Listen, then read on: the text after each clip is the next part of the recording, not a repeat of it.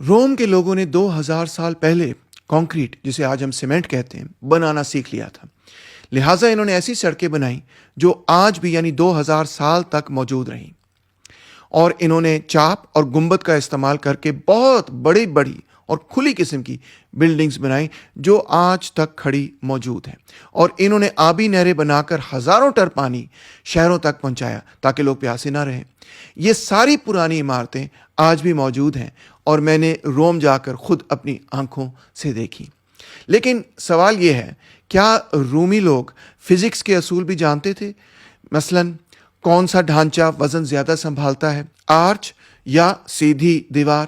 یا کیا وہ یہ سوچتے تھے کہ اچھے کانکریٹ کس چیز سے بنتی ہے، یعنی چیزیں اصل میں بنی کس سے ہوتی ہیں؟ آئیں دیکھتے ہیں کہ رومیوں نے کس طرح کا علم پیدا کیا، اور اس سے وہ بحث شروع ہوتی ہے جو آج تک چل رہی ہے۔ کیا آپ کسی چیز کو تب سمجھتے ہیں جب آپ اسے فکری طور پر سمجھا دیں، یا آپ اسے کر کے دکھا دیں، یعنی عمل میں لے آئیں؟ روم کے لوگوں نے بہت سا علم یونانیوں سے لیا۔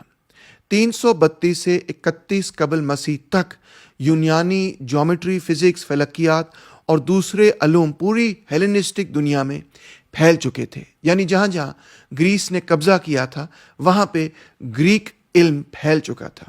یہ وہ علاقے تھے جہاں سکندر اعظم کی فتوحات نے یونانی خیالات کو، نظریات کو پھیلایا، ایون ان کی لینگویج کو پھیلایا۔ مصر کے شہر اسکندریہ، جس کو ہم الیگزینڈریا کہتے ہیں، میں بادشاہوں نے میوزیم بنایا تھا۔ یہ آج کی یونیورسٹی جیسا تھا، یونیورسٹی کے مانند تھا۔ اس کے ساتھ ساتھ ترکی کے علاقے پیرگامون میں ایک بہت بڑی لائبریری تھی۔ یہ ادارے صدیوں تک قائم رہے اور دور دور سے لوگ یہاں سیکھنے آتے تھے۔ لیکن جب یونانی یہ سب بنا رہے تھے تو اٹلی کے ایک قبیلے رومیوں نے پورے علاقے پر قبضہ کر لیا اور صدیوں تک حکومت کی۔ رومیوں نے ہی یونانی علم کو آگے پھیلایا، اسی لیے آج ہم ایک ٹرم استعمال کرتے ہیں، گریکو رومن۔ مگر قدرتی فلسفہ یعنی سائنس اس دور میں زیادہ آگے نہ بڑھ سکی۔ ہم رومیوں کو ان کی انجینئرنگ کی وجہ سے یاد رکھتے ہیں، نہ کہ اس لیے کہ وہ دنیا کی گہرائیوں پر غور کرتے تھے۔ فلسفہ بھی اس دور کے اندر کوئی بہت زیادہ آگے ترقی نہ کر پایا۔ علم بنانا ہمیشہ سیاست سے جڑا ہوتا ہے۔ حکمران ہمیشہ ایک چیز چاہتے ہیں، بڑے ہتھیار اور بڑی فوج۔ اس لیے رومی حکمران بھی ذہین لوگوں کو اسی کام کے لیے پیسے دیتے تھے۔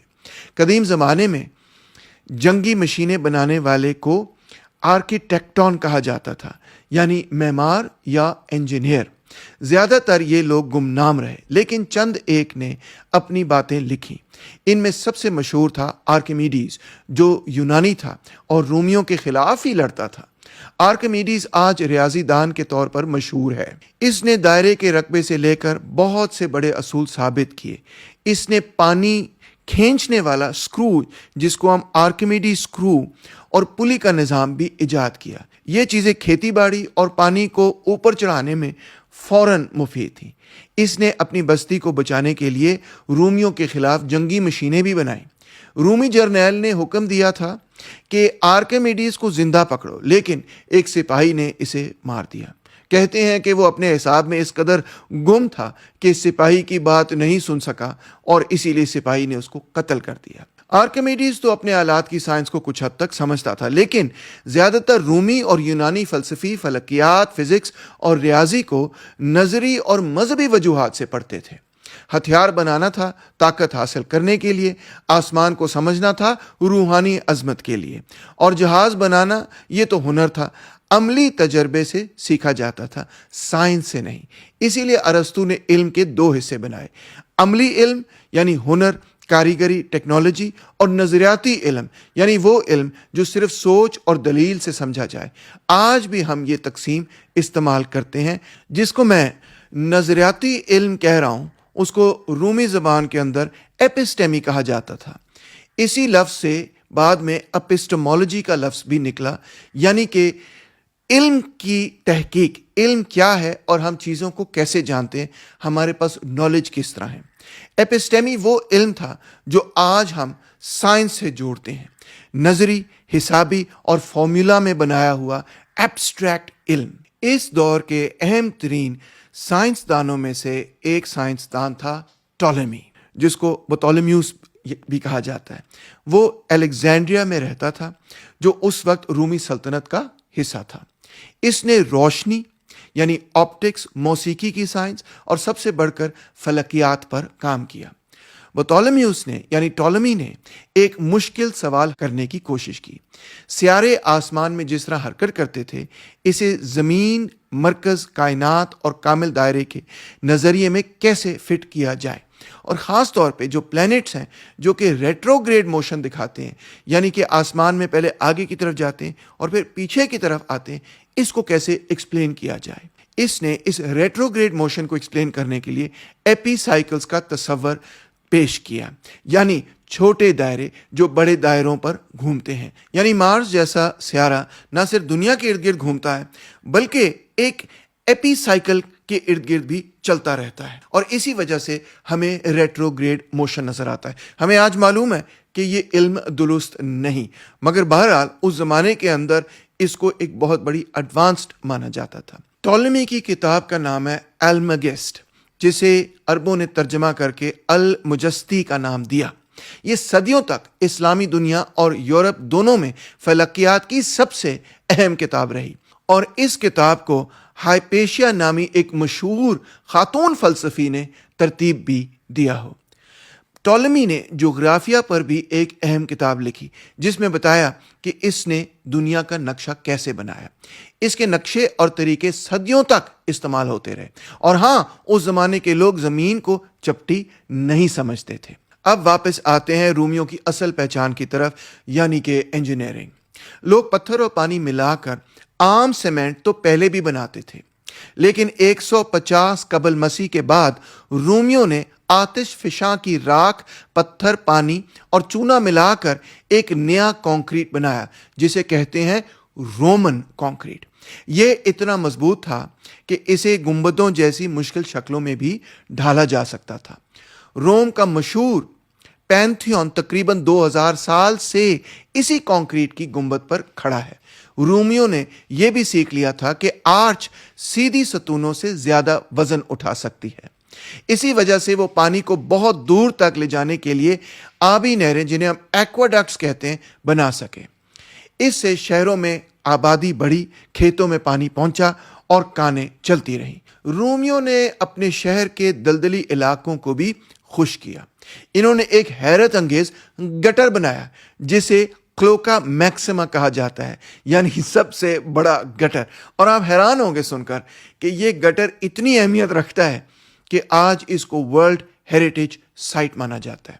ایک شہری انجینئر فرونٹینس نے روم کے آبی نظام اور سورج پر 2 جلدوں کی ایک تفصیلی رپورٹ لکھی.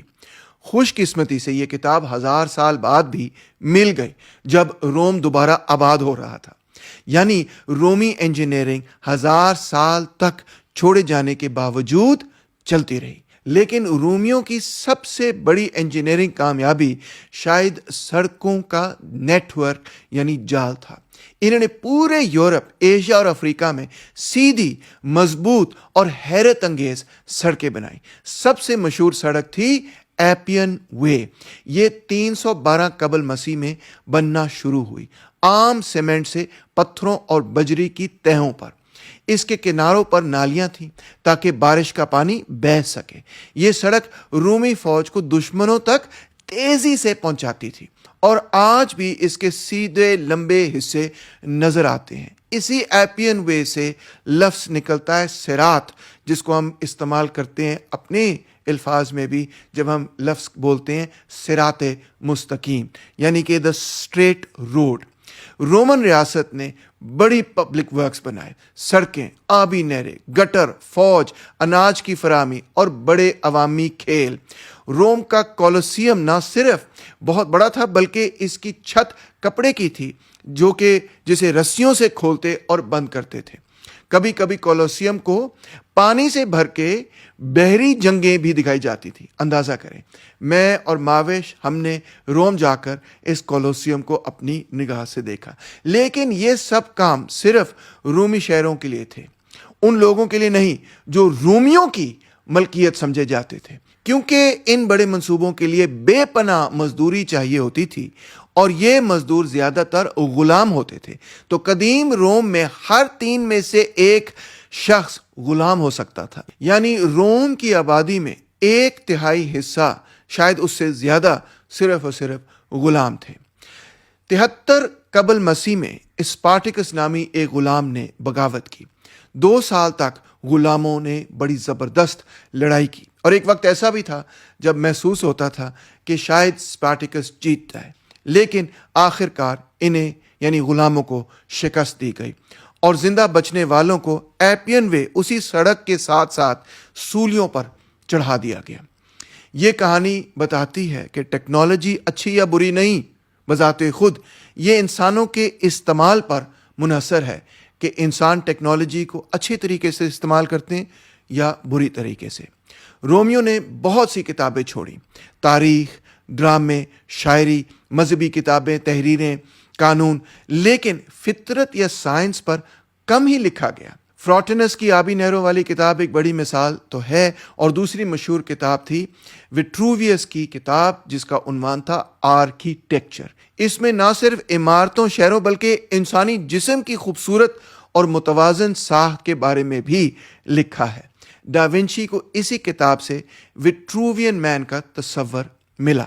وٹروویس کی تحریر سے ہم یہ سیکھتے ہیں کہ ہیلینسٹک اور رومی دنیا میں علم 2 چیزوں کا مجموعہ سمجھا جاتا تھا، ایک طرف خوبصورتی اور دوسری طرف ہنر، ایک طرف نظریاتی علم اور دوسری طرف عملی علم۔ اگلے ویڈیو میں ہم جائیں گے بغداد، عباسی خلافت کے دارالحکومت، جہاں ہمیں ملیں گے حیرت انگیز آلات اور شاندار پبلک ہیلتھ کا نظام۔